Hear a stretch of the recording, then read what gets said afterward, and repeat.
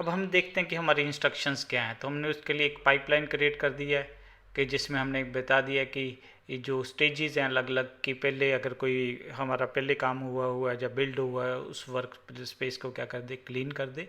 कई बार हमारी जो अगर प्रॉपरली एप्लीकेशन डिप्लॉय नहीं होती है तो ये रिकमेंडेड होता है कि आप जो पहली वर्क स्पेस है उसको क्लीन कर दीजिए। तो उसके लिए ये वाला है। उसके बाद हमारी अलग अलग स्टेजेस हैं। क्लोन रेपोजिटरी वाली स्टेज है, फिर बिल्ड इमेज वाली है, फिर हमारी जो स्टेज है वो डिप्लॉय वाली है। तो स्टेज जो क्लोन रेपोजिटरी में है उसके लिए हमने क्या कर दिया कि हमारी जिट ब्रांच एक मेन है। तो ये हमारा कुछ कोड पड़ा हुआ है जिट हब विपिन 241 सैम्पल, एक नोड जैसा एप्लीकेशन है। तो वहाँ से हम इसको क्लोन कर लेंगे। फिर हमने क्या करना है, एक एप्लीकेशन बिल्ड कर देंगे। उसके लिए हमारा बिल्ड इमेज वाला स्टेप है, S H build Docker build -t mean tag कौन सा लगाना चाहते हैं ये हमने इमेज का नाम रख दिया। और फिर डिप्लॉय में हम क्या कर रहे हैं कि हम अपने जो है एस एच डॉकर रन, हमने ये एक पोर्ट ओपन कर दिया क्योंकि हमारी जो एप्लीकेशन है वो 3000 पोर्ट पे रन कर रही है। तो हमने एप्लीकेशन का नाम ये वाला रख दिया और वो इमेज रहेगा, इमेज ये वाली यूज़ करेगा जो हमने कस्टम क्रिएट किया, और उसके बाद ये मैसेज डिस्प्ले कर देगा। तो अब हम इसको क्या करते हैं, कॉपी कर लेते हैं, कॉपी। तो हम अपना जो यहाँ पे आइटम्स, हम यहाँ पे पाइपलाइन का नाम दे देते हैं, हम इसको डेमो लिख देते हैं, पाइपलाइन ओके कर देते हैं।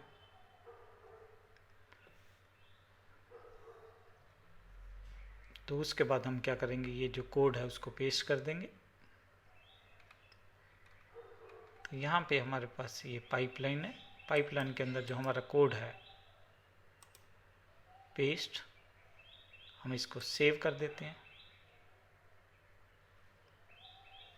उसके बाद हमने क्या करना है, बिल्ड नाउ। तो क्या करा कि ये बिल्ड शेड्यूल हो गया। तो यहाँ पे हमारा ये बिल्ड होना शुरू हो गया। यहाँ पे नंबर 1 बिल्ड है, अगर सक्सेस नहीं होगा हम दोबारा से उसको बिल्ड करके देखेंगे। तो यहाँ पे कंसोल आउटपुट। तो अगर हम ध्यान से देखेंगे कि जो जो भी हमने स्टेप किए हैं, अगर हमारा सब कोड ठीक है, हमने सही ढंग से प्लगइन्स वगैरह कॉन्फ़िगर किए हैं, तो यहाँ पे वो कह रहा है कि इस यूज़र ने स्टार्ट किया है, यहाँ पे रन कर रहा है, ये वर्क स्पेस है, पहले उसने वर्क से क्लीन कर दिया है। कमांड क्रेडेंशियल, क्योंकि हम पब्लिक रेपोजिटरी है तो उसको यूज़ कर रहे हैं। अगर हमारे पास प्राइवेट रेपोजिटरी है तो उसके हमें क्या करने पड़ेगी, क्रेडेंशियल वगैरह भी बताने। हम यहाँ पे एक सैम्पल एप्लीकेशन ताकि आपको क्लियर हो जाए कि जेनकिंस कैसे काम करता है, कैसे डिप्लॉय करते हैं। तो ये उसने क्या कर दिया, क्लोन कर लिया। अब वो क्या कर रहा है, इमेज को बिल्ड कर रहा है, डॉकर इमेज बिल्ड। तो उसके अंदर जितनी भी कमांड्स हैं उसको रन कर रहा है, क्योंकि ये उस कोड के अंदर हमारी एक डॉकर फाइल भी है जो नोड जीएस कोड को लेके क्या करती है, उसको कहते हैं, आप जो ये रेपोजिटरी है उस पर जाके चेक कर सकते हो कि इसको कोड क्या है, इसके अंदर क्या क्या है। तो ये हमारे पास ये वाली रेपोजिटरी का नाम है। तो उसके बाद वो क्या कर रहा है कि यहाँ से उसने एक नोड जीएस इमेज को वो कर रहा है, पुल कर रहा है। उसके बाद वो क्या कर रहा है, डिफरेंट स्टेप्स को परफॉर्म करने की कोशिश कर रहा है। वो नेट की स्पीड पे डिपेंड करेगा आपका। तो ये सारे स्टेप्स वगैरह आपके दिखा रहा है।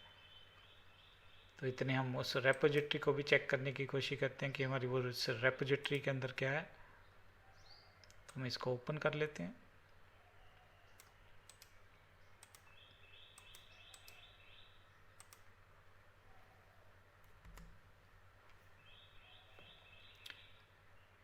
अभी वहाँ पे हमारे स्टेप चल रहे हैं। तो यहाँ इतने हम अपनी जो रेपोजिटरी में क्या है, तो यहाँ पे हमारे पास जो रेपोजिटरी है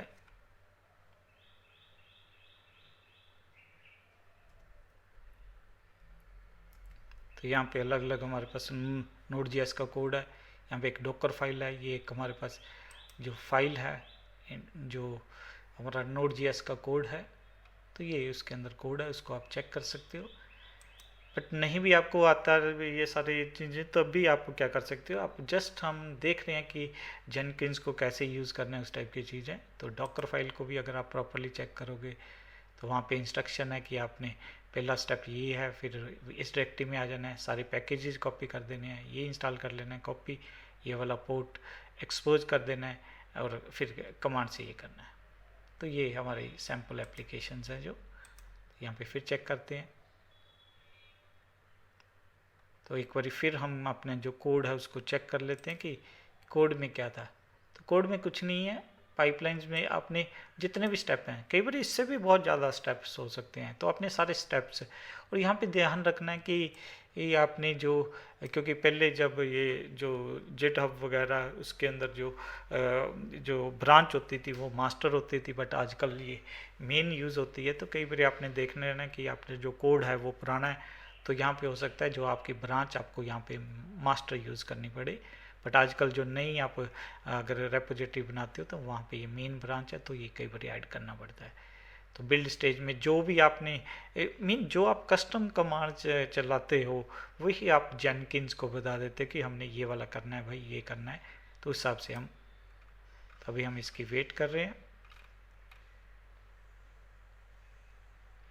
तो ये फर्दर स्टेप्स वगैरह हमें दिखा रहा है।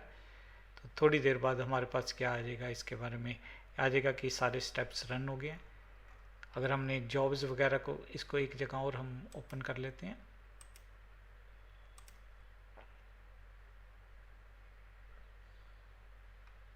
तो यहाँ पे फिर वो बिल्ड हिस्ट्री के बारे में बता रहे कौन सी जॉब चल रही है। अगर हमने जॉब वगैरह को डिलीट करना है तो उसको भी कर सकते हैं।